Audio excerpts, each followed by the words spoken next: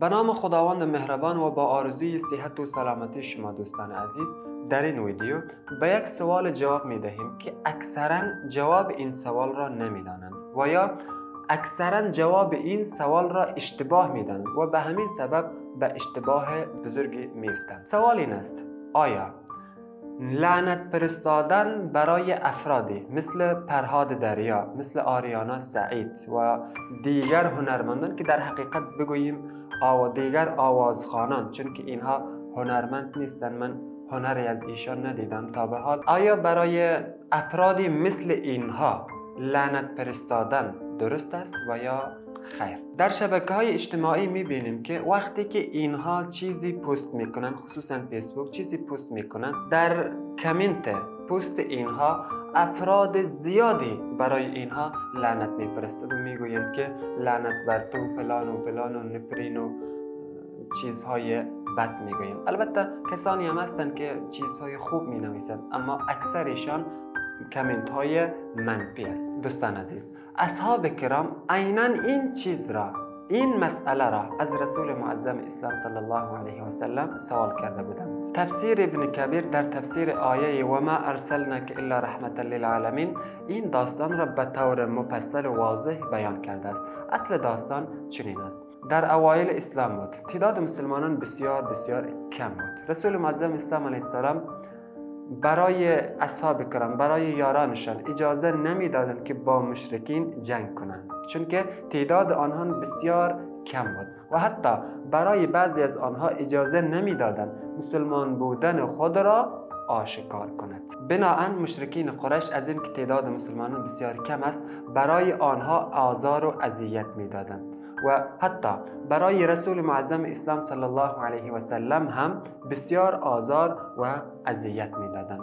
روزی اصحاب کرام، مسلمانان، تعداد اندکی از مسلمانان پیش رسول معظم اسلام صلی الله علیه و سلم آمدند و از رسول خدا علیه السلام سوال کردند که ای رسول خدا، الا تلعنوا قریشا بما اتوا الیک، یعنی آیا ما قریش را که برای شما آزار و اذیت میدهد، در مقابل این که برای شما آزار و اذیت میدهد به آنها لعنت گفته میتوانیم؟ رسول معظم اسلام صلی الله علیه و سلم جواب میدهند که نخیر، برای آنها لعنت گفته نمیتوانید، چون که من به عنوان یک لعنت کننده به دنیا نیامدم، بلکه من آمدم تا برای عالمیان رحمت باشم. من به عنوان یک رحمت برای عالمیان فرستاده شدم.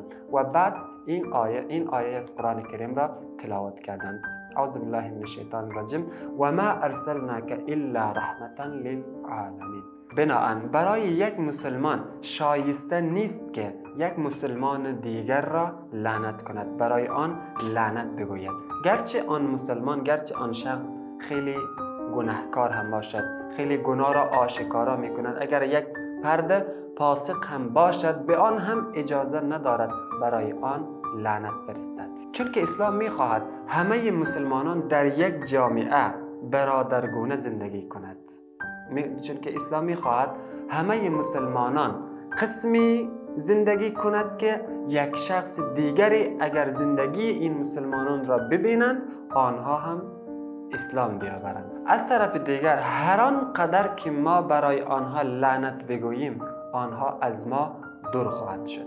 ما نباید از آنها دور باشیم، ما باید از گناه دور باشیم.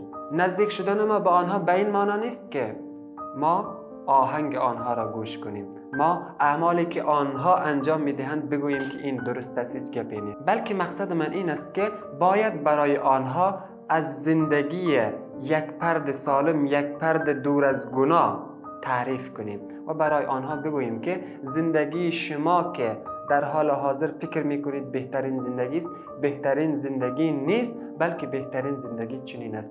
باید اعمال خوب اسلام را برای آنها معرفی کنیم و برای آنها هدایت طلب کنیم و با آنها قسمی رفتار کنیم که آنها رفتار ما را ببینند و دلشان نرم شود و یک قدم هم باشد برای خوبی های اسلام قدم بگذارند. اسلام از ما این چیز را میخواهد. این بود جواب بر این سوال. در این مورد نظر شما چگونه است؟ در کامنت ها بنویسید. السلام علیکم و رحمت الله.